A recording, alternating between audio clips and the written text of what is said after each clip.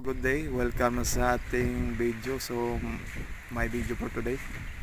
Ngayong araw nagtatap tayo ng tiles dito mga kangkol sa ating puntatang bahay mga kangkol. Mga kangkol, solo lang tayo dyan sa pagtatap ng tiles. Ang sukat pala ng tiles natin dyan 60 by 60 porcelain yung gamit natin mga kangkol. Kaya pala dry pack yung ginagamit natin dyan.